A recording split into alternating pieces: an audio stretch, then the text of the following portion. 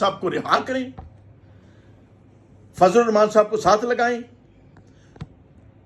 اور تمام اسلامی سربراہان کو اکٹھا کریں اور غزہ کے اور فلسطین کے مسلمانوں کی مدد کریں، ان کی جنگ کو روکیں، ان کے خلاف جہاد کا اعلان کریں۔ اس سے بڑا کیا جہاد ہوگا؟ مجھے افسوس ہے سعودی عرب کے سربراہ کے اوپر بھی حج کا انتظام کر رہا ہے، حج کے اوپر لنگر کھلا رہا ہے۔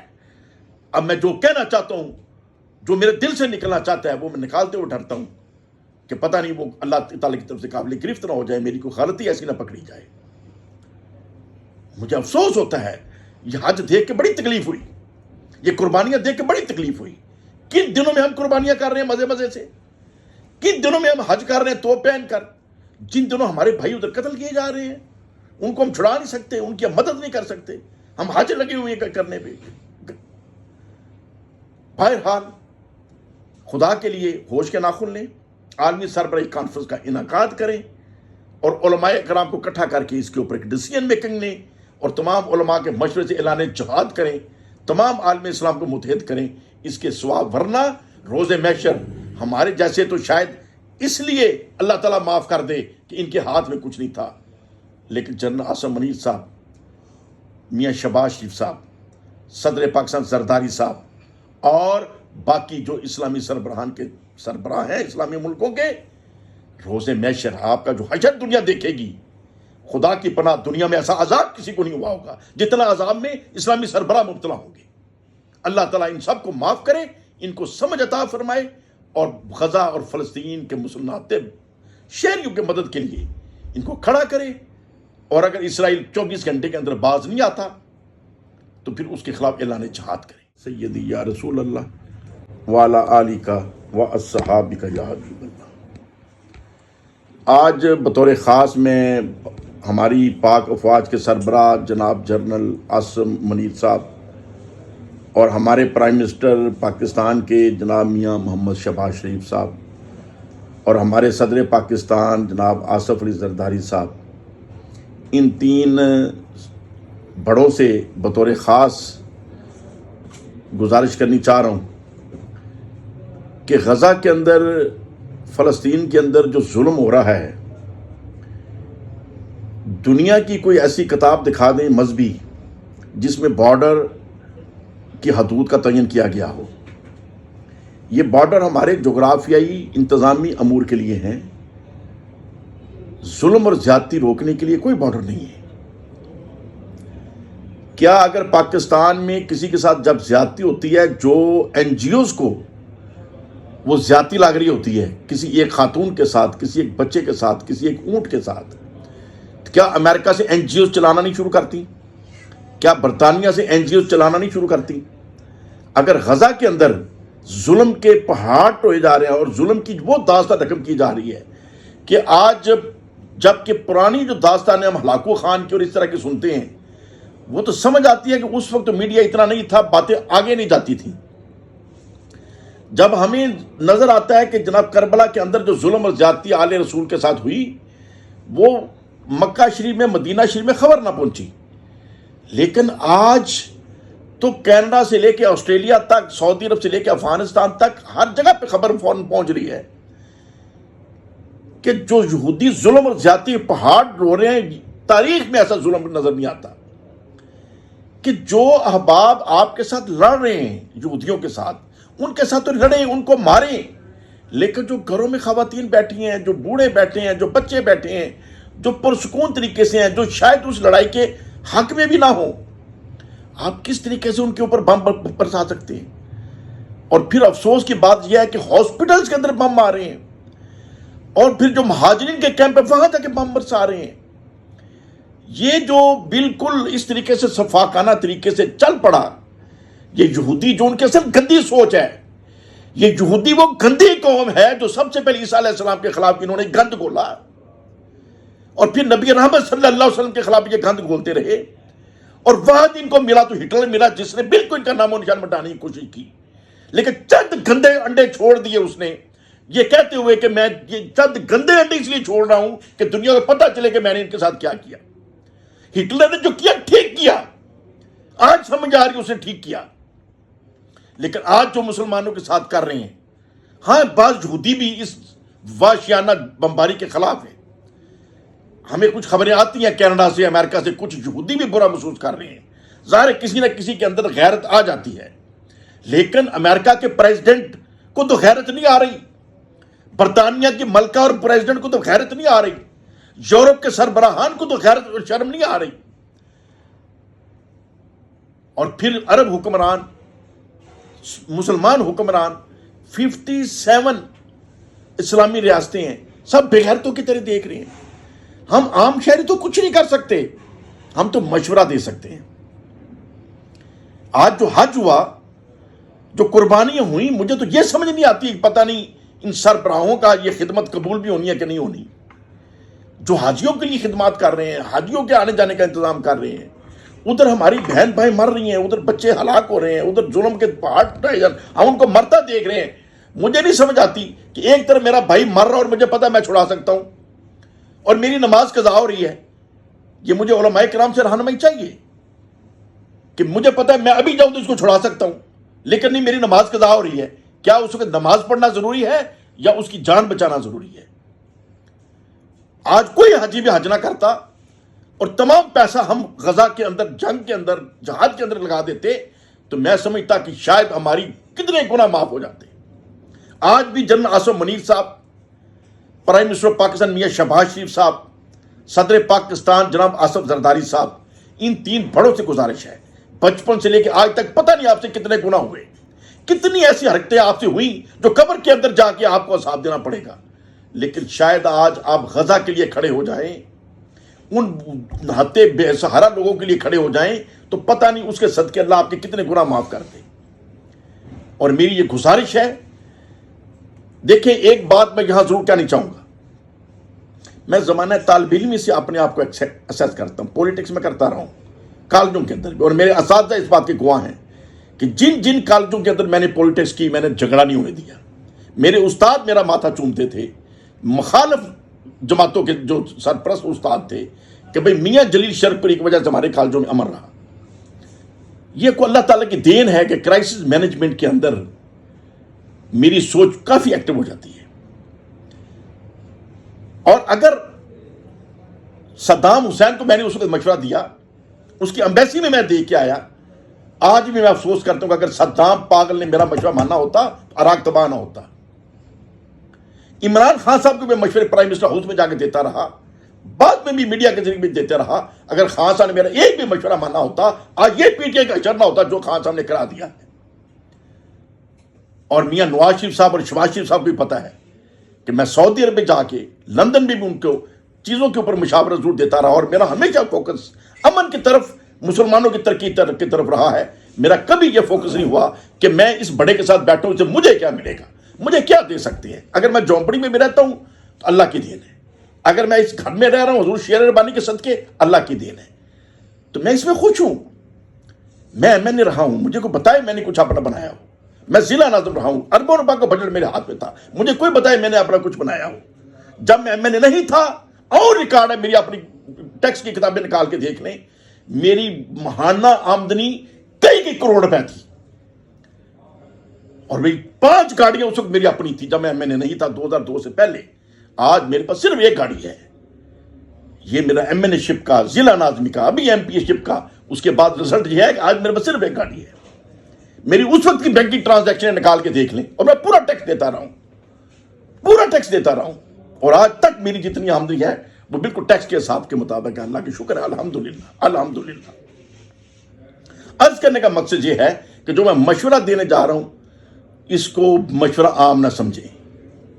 آصف منیر صاحب، شاید آپ کو یہ سمجھ نہ آئے، شاید نواز شریف صاحب کو سمجھ نہ آئے، شاید زرداری صاحب کو سمجھ نہ آئے. میرے مشورے پہ عمل کر لیں گے، اپنی آنکھ پر ٹھیک کر لیں گے، اور انشاءاللہ تعالی مسئلہ بھی حل ہو جائے گا. اور میری ہاتھ جوڑ کے گزارش ہے کہ ہمارے پاس ہی وزیر اعظم تھے ذوالفقار علی بھٹو، انہوں نے اس وقت اسلامی سربراہی کانفرنس کی. آپ اسلامی سربراہی کانفرنس بلائیں غزہ کے ایشو کے اوپر، ود ان آورز. اور جو سربراہ نہیں آتا، سمجھ لے کہ وہ مسلمان ہے ہی نہیں، وہ کسی یہودی کی اولاد ہے، وہ کسی بغیرت کی اولاد ہے. سب کچھ چھوڑ کر اسلام آباد کے اندر آل مسلم کانفرنس بلائیں. 48 घंटे का टाइم दें, सब कुछ छोड़ के आए और गजा के मसले का हल ढूंढें। और जो बच्चे उधर बेसहारा हो चुके हैं, आज तक जो हो चुका है, उनको शाही खानदान से ज्यादा प्रोटोकॉल दिया जाए, उनसे ज्यादा मराद उन्हें दी जाए, उनका दिल लगाया जाए और आगे से जंग को रोका जाए। और अगर 24 घंटे के अल्टीमेटम के बाद इसराइल जंग नहीं रोकता तो मेरा यह मशवरा होगा कि फिर इसराइल के साथ जंग की जाए। अगर किसी के अंदर हिम्मत नहीं है तो सिर्फ ईरान के सरबराही के अंदर अफगानिस्तान को साथ लगा के पाकिस्तान के मुजाहिदीन को रास्ता दे दें। ये सिर्फ 3 मुल्कों के मुजाहिद जो हैं, इनको छितर मार मार के यहूदियों को भगाया तो ये फिर क्या ना, इनके एटम बम के मुंह भी मोड़ देंगे। लेकिन ये क्या करेगा कौन? ये किसी मस्जिद का इमाम साहब नहीं कर सकते, किसी सियासी जमात के सरबराह नहीं कर सकते।